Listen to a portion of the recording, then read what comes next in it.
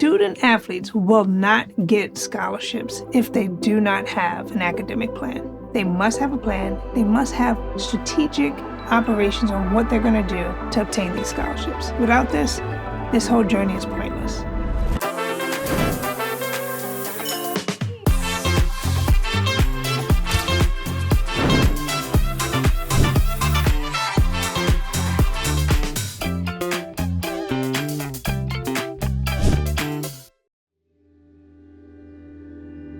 Hey, welcome back to GlowTalks with Jess. I am thrilled to have Shanay of Shanay Howard Consulting here today. We are talking about the elusive student athletics world. Shanay helps families and student athletes to prepare and get into college for athletics, starting from middle school, high school, and beyond. So thank you so much for being here.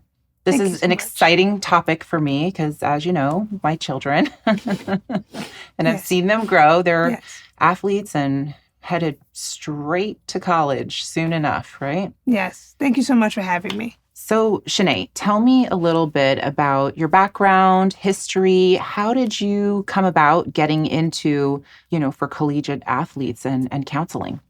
So I am born and raised in New York City. One of 5 children. I'm a twin. I have a twin sister. And I've always played athletics. So I've played some level of sports, whether that's running track, basketball, you name it. My mother wanted us to be well-rounded, but we were students first. So academically, I was always in very top-tier schools academically, but I played a sport. Yeah. And so around 12 years old, I decided in 1997, when the WNBA came to life, that I was going to play basketball. Oh, I love that. And so that's when it hit. It hit, and I started playing. I started training with a small independent program in Queens, New York, Positive Direction. I'm still in contact with them today. And a director by the name of Joanne Arbitello. Pennock, excuse me, she's married. She was Arbitello then, now she's Pennock. She taught me how to play the game. The sport. And she exposed me to a world that I didn't know existed, that I can get a scholarship for playing a sport. I knew I would get a scholarship, but I thought it was strictly going to be academics. Right. And so she exposed me to that world. We started doing travel sports. I started traveling and playing basketball. And that's where I got this whole idea, wow, I want to go to college to play sports and, get my degree for free. And so I got into that, ended up going to Division I. Wow. Attended Fairleigh Dickinson University on a full athletic scholarship, but additionally, I also got an academic scholarship and was in their honors program, double majored, graduated, and I got to the part where it's like, now you got to go in the real world. And I thought I was going to go overseas and play ball. Okay. But then I felt like I needed to guide people in the journey that I experienced. And I felt like that was my calling and what God wanted me to do. So I became a school counselor.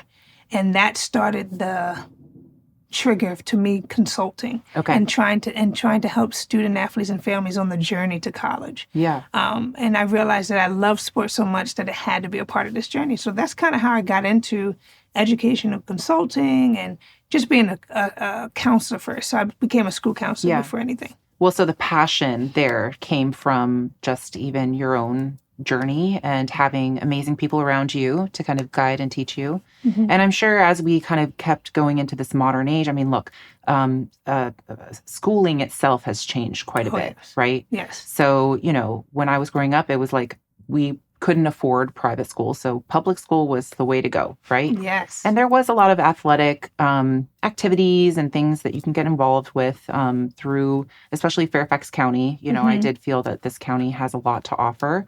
But now, like that my kids are older and going through this. And as you know, my late husband, Rudy, he was really adamant about them being in private school. And we were both very, very thankful and grateful that we could provide that.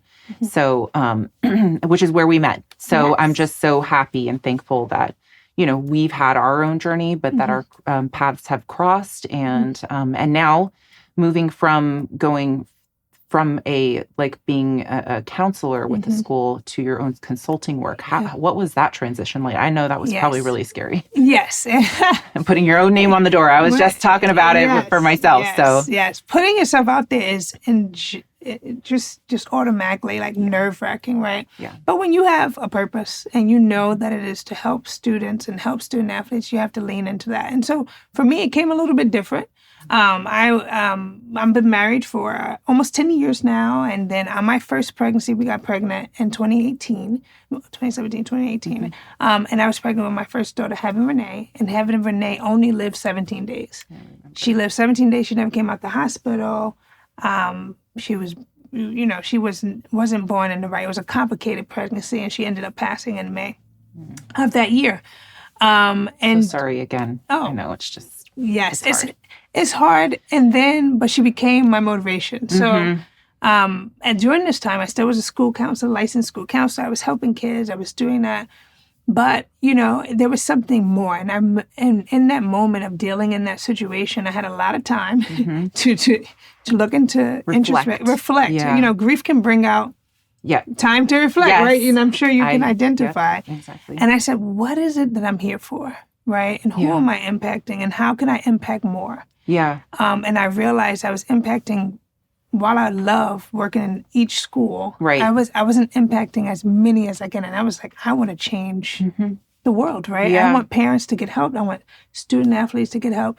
And give an opportunity for God to bring the families and the people to you who really need your guidance. Exactly. And then really be grateful for it, So I got to experience that. And so I didn't go right away. Right. I still was like, well, I got to pay the bills. So I'm going to still work for a company. And I ended up still working in the school system, and then I transferred to an ed tech company because of COVID. Everything changed in COVID, so we all went remote, right? What world was that? Yeah.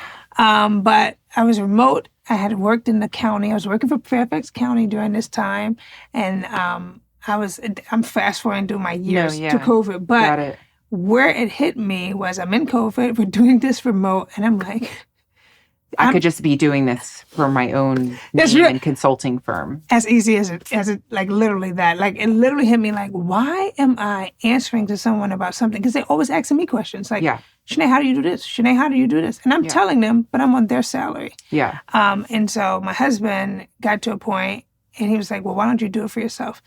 And I still didn't say yes until the door closed. So then they had layoffs at this company I was with at this time. And they said, oh, no, we're going to lay you off. We can't, for, again, this COVID, post-COVID period, everyone's losing. So wild. And for me, I didn't take it as, I was like, what? I know I'm good at what I do. Why are you laying me off? But it was God like, oh, so you're not going to move. I gave you the first time with Heaven. Then I gave you a little bit more time in a couple of years. And now we're here. You're still working for someone. Yeah. And then that's when I did it. So almost 2 years ago. Okay. Almost 2 years ago, I decided that was it. And let me register the LLC. The money start going in. Do it. Let me put myself out there. And I made my first call to the school that we originally met at. Yeah. And they were my first contract. That's great. And the rest is history. And then I realized I'm really helping more people, impacting more people all over the country just by being available. Yeah. And being able to get to them. Yeah. Outside of my little bubble. That's incredible. Yeah, I'm just always inspired by you, and I do follow you and look at all your posts and stuff. I mean, Lord knows I need it now with these kids. So let's talk a little bit about it because I mean, the hugest topic that came up so many times is this whole idea of reclassing for sports. Yes.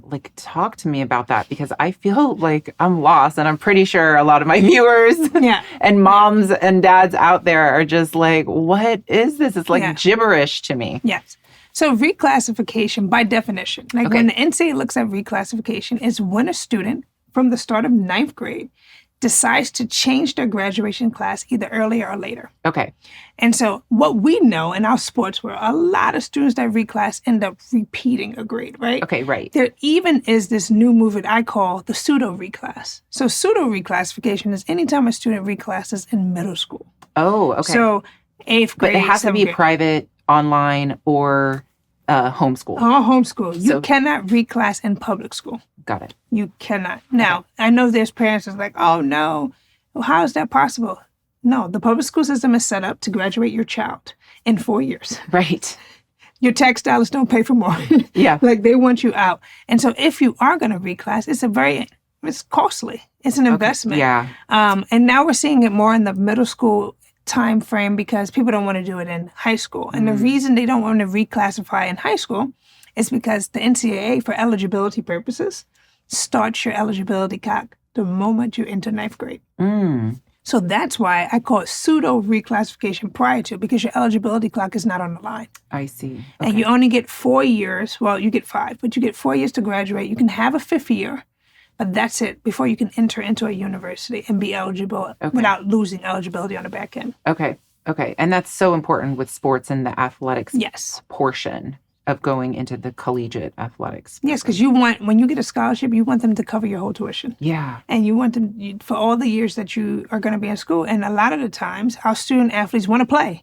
Yeah. So I know we want them to go to school, and academics is the forefront, but they also want to play. And especially now, NIL era, they're going to make good money. Yeah. So if they're playing for 4 years, they can make 4 years of a salary or 5 years of a salary. Yeah, that's great. At school. Yeah, I mean, I love that you really do stand by the academic portion. And I mean, Rudy and I felt so strongly the same thing, because the reality is that these kids are going to grow up and yes, maybe they will go pro, but you're not going to play for the rest of your life. Yep. You want to have balance, and you want to have not even a plan B. You want to have a cohesive plan. Yes. Like you said. I love that you said it's not a plan B. And no, academics it's not a plan B. That's your plan A, actually. Actually, yes. Actually. And like you said, it's the comprehensive approach to academic planning. So when a student or a family sits with me, I know they're coming to me when I'm at these camps. I work for a lot of bigger camps, and they come in hundreds of kids, and everyone wants a scholarship. There's a 1% in the sport of basketball. Let's just use basketball, for instance. 1% chance to get a full scholarship for Division I in men's basketball. So I always tell student athletes and families, what are you doing that 99% of everyone else is not? Right. To be part of that 1%. Yeah. And a lot of the times, a lot of us go with emotion. So some people say academics, but are you really pressing into the academics? Yeah. Are you really telling your students they must take this coursework? Don't take the easiest classes. Take some honors classes. Take some AP classes. So this takes some planning ahead. Yes. Right? Yes. And looking, so even if you did want to reclass or do the pseudo reclass, you still actually have to look at, okay, what classes are you looking to enroll for 9th grade, 10th grade, 11th grade, in order to get the proper academic portfolio that the colleges are going to also be looking for. Yes. Not just what your court play looks like. Exactly. It's always a holistic approach. And college coaches want to make money. They want to keep their job. And they're getting paid for smarter kids. Yeah. At the end of the year, your team GPA is the highest in your school. You're getting a bonus. Hey. Student athletes are doing what they need to do. You're getting a bonus. Yes, they get a bonus if they make postseason play, but they're also for academics.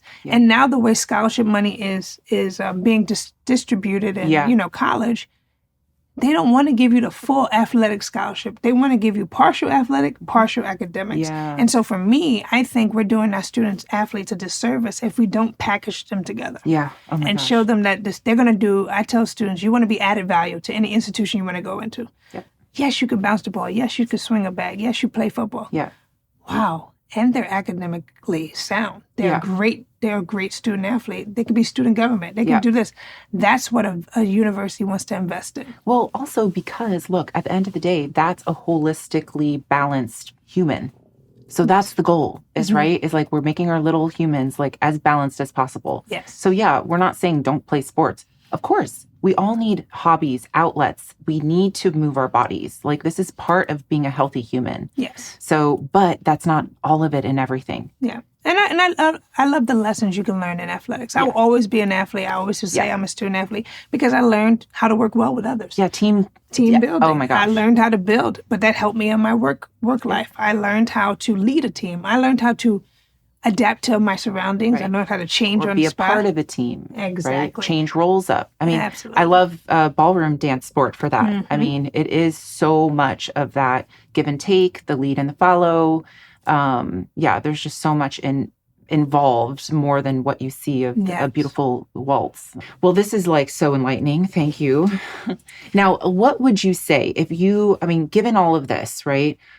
How would we approach or help students, I think, more so understand the importance and the values to being balanced versus maybe what we would tell parents, right? Because the students have their own ideas. Yes. Parents have their own set of, that's priorities. That's a great question. For my students, I oftentimes ask them, why I always ask them what their why is. I do that with my parents too, but I always ask them what their why is. A lot of my students, their responses are because I want to be the best, or like one student told me this week, because I want to level up in life. And I was like, well, what does that look like?